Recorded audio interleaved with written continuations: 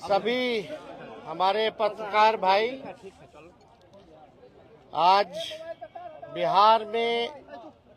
बिहार विधानसभा में बिहार का बजट जो है वो पेश किया गया है और ये सरकारी पन्नों पर झूठ और जुमलों की स्याही से लिखा हुआ भाषण जो है माननीय उप मुख्यमंत्री सम्राट चौधरी जी ने पढ़ा है, मगर इससे जमीनी सच्चाई कुछ और है, वास्तविकता कुछ और है। और पूरी तरीके से जब हम लोगों की सरकार 2015 में महागठबंधन की थी, उस जमाने से ही ये बात पुरानी बातें दोहराई गई हैं। हर ब्लॉक में स्टेडियम बनेगा। शायद इनको स्टेडियम की परिभाषा समझ में नहीं आती है। आज तक 10 सालों में या इतने सालों में आज तक जो है किसी भी प्रखंड में ढंग का स्टेडियम आज तक नहीं बना है। वही पुरानी बातें जो 5 घंटों में जो है पटना पहुंचेंगे, 4 घंटों में पहुंचेंगे, लेकिन स्थिति क्या है, पुल पुलिया टूटता रहता है, भ्रष्टाचार का भेंट चढ़ता रहता है। एक पुल मेगा जो पुल जो बन रहा है वो एक बार नहीं 3-3 बार टूटता है, फिर भी किसी पे कार्रवाई नहीं होती है। हम लोगों को बिहार की चिंता है और इन लोगों को सरकार बचाने की चिंता है। हम लोगों को लगा कि इस आखिरी बजट में जो इस मौजूदा सरकार जो एनडीए की सरकार है नीतीश कुमार जी के नेतृत्व में, ये इन लोगों का आखिरी बजट है। अब ये लोग दोबारा सत्ता में आने वाले लोग नहीं हैं। आखिरी बजट में हम लोगों ने कल मांग भी की थी कि 200 यूनिट फ्री में बिजली किया जाए, किसानों का जो ऋण है वो माफ किया जाए, उनको फ्री में बिजली उपलब्ध कराया जाए। माई बहन मान योजना के तहत कम से कम 65% ऐसी महिलाएं जिनको खून की कमी है। बिहार प्रदेश में सबसे ज्यादा बौनेपन के शिकार जो होते हैं बच्चे हो रहे हैं पूरे देश में।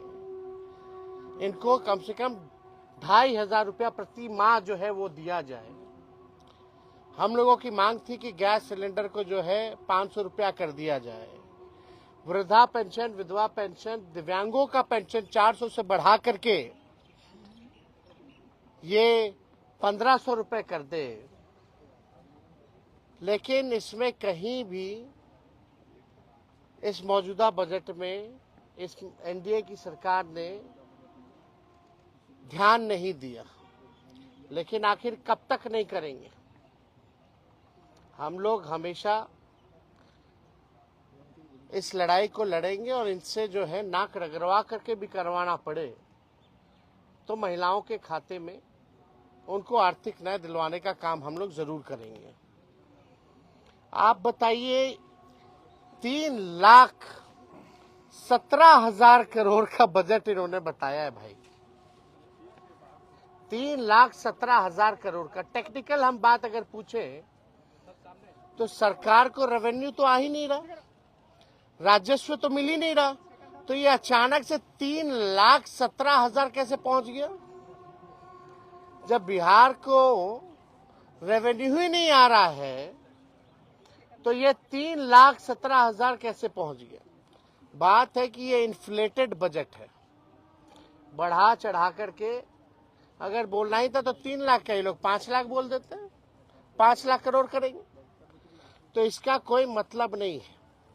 पिछले बार भी जो बजट में इन लोगों ने घोषणा किया था, कौन सा काम जो है इन लोगों ने पूरा करने का काम किया है? पूरी तरीके से जो है धरातल पे कुछ नहीं नजर आ रहा। 7 निश्चय की बात करते थे, 7 निश्चय का बताओ कौन सा योजना सफल है? 7 निश्चय 2 की बात करते थे, बताओ 7 निश्चय 2 की योजना कौन सी सफल है? कोई तो योजना सफल नहीं हो पा रहा। ये पूरी तरीके से बिहार के हित में ये बजट है ही नहीं। ये केवल कागजों पर जो है ये बजट जो है केवल रह जाएगा, जैसा कि हम लोगों ने पूर्व में भी देखा है। केंद्र सरकार ने धोखा दिया, बिहार के साथ सौतेला व्यवहार किया है। आप बताइए, बिहार में साक्षरता को बेहतर करेंगे कैसे, इस पे बजट में कोई प्रावधान नहीं है, बल्कि बिहार साक्षरता के मामले में सबसे फिसड्डी राज्य है। प्रति व्यक्ति आय बिहार सबसे पीछे है पूरे देश में। प्रति व्यक्ति निवेश बिहार जो है सबसे पीछे है। किसानों की आय में सबसे पीछे है। सबसे ज्यादा पलायन बिहार में है। सबसे ज्यादा गरीबी और बेरोजगारी बिहार में है। कहीं कारखाने खोलने की बात नहीं कही गई, कहीं फैक्ट्री लगाने की बात नहीं कही गई। कहीं भी आप देखिएगा नौकरी, रोजगार कैसे नौजवानों को उपलब्ध कराएंगे, इसकी बात नहीं की गई। कैसे पेपर लीक रोकेंगे, इसकी बात कहीं नहीं कही गई। पूरी तरीके से लॉ एंड ऑर्डर के बारे में कोई चर्चा नहीं, बल्कि अपराधी जो हैं आजकल प्रशासन के लोग जो है वो असुरक्षित महसूस कर रहे हैं।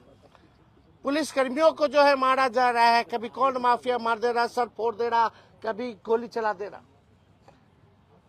पुलिस का मॉडर्नाइजेशन कैसे हो, इसके बारे में कोई चर्चा इस बजट में नहीं है।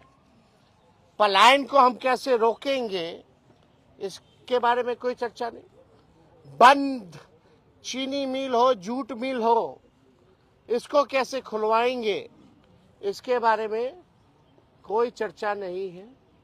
दिव्यांग भाइयों के बारे में कोई चर्चा नहीं है। महिलाओं को आर्थिक न्याय देने के बारे में कोई चर्चा नहीं है।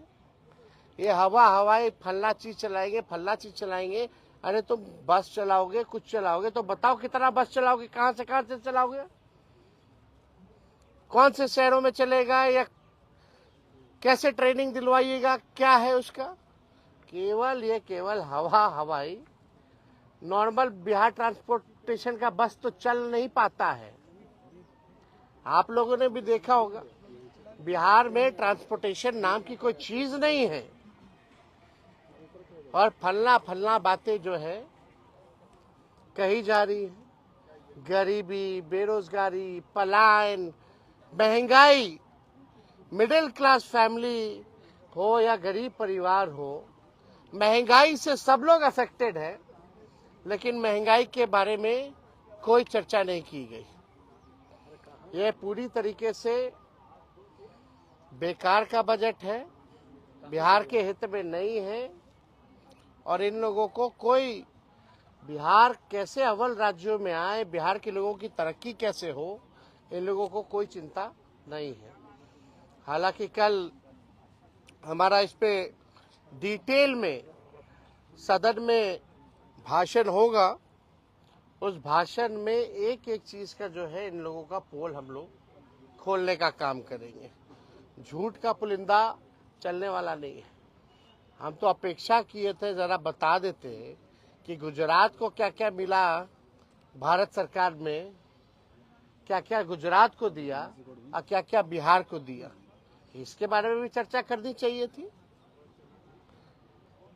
बताना चाहिए था कि बिहार को केंद्र सरकार ने कितना दिया और गुजरात को कितना दिया। तो इसके बारे में कोई चर्चा नहीं। हालांकि अब इस सरकार से बिहार की जनता मायूस तो पहले से ही थी, और इस बजट के बाद ना उम्मीद और इस सरकार से विश्वास जो है लोगों का उठ चुका है। और आने वाले चुनाव में इन एनडीए के लोगों को बिहार की जनता जो है सबक सिखाने का काम करेगी।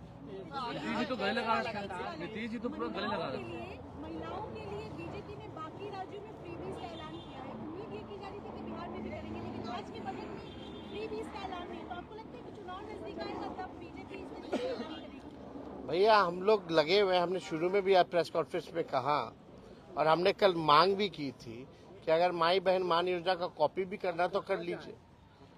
हमने डेटा भी दिया था नेशनल हेल्थ का जो सर्वे जो हुआ था उसमें बिहार जो है महिलाओं को खून की कमियां हैं। 65% महिला बहुत बड़ा है। बच्चे जो पैदा होते हैं बौनेपन का शिकार हो जाते हैं, जो भविष्य है।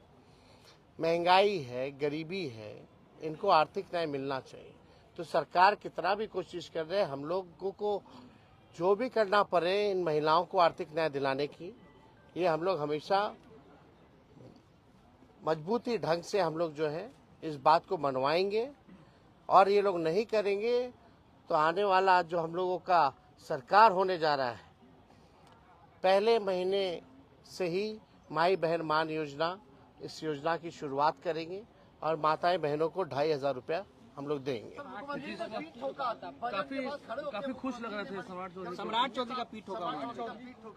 भाषण खोखला था तो पीठ ठोक करके नजर उधर करना था। आपसे भी बातचीत नीतीश कुमार के इशारों में हो रही थी।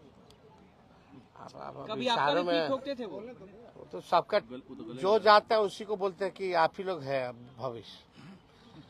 आपसे भी तो जो नया लोग मिलता है, नीतीश कुमार जी की आदत है, अब तो आप ही को संभालना है, अब तो आप ही को देखना है।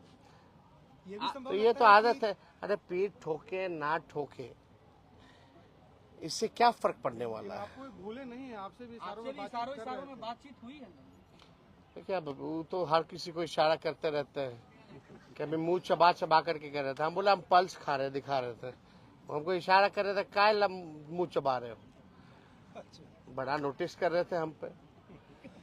फिर हमने देखा है भाई पल्स, खाना खा के आए थे तो लंच करके आए थे तो हम पल्स लिए हुए थे, पल्स खा रहे थे।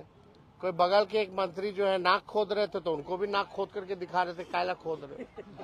तो ये तो मुख्यमंत्री जी की आदत है। अब इसमें नहीं नहीं, हम कहाँ कौन होते हैं भाई, हमारी हैसियत है। और ऐसा नीतीश जी जैसा कोई मिमिक्री कर सकता है क्या?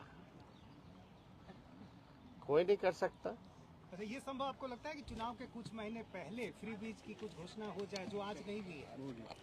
अब भैया आप उन लोगों से पूछिए, हम लोग तो चाहते थे यही सरकार कर दे, नहीं करेगी तो हम लोग करेंगे। सुनील सिंह मामले में सुप्रीम कोर्ट का फैसला आया, उसके बावजूद जो है सदन में प्रवेश नहीं किया जा रहा है। ये तो तानाशाही है ना भाई। अब नियम कायदा, नियमावली, संविधान, ये एनडीए के लोगों को कोई मतलब है इससे? सुप्रीम कोर्ट का ऑर्डर कोई मतलब थोड़ी रह गया। इसी को ना असल में गुंडा राज और तानाशाही कहते हैं।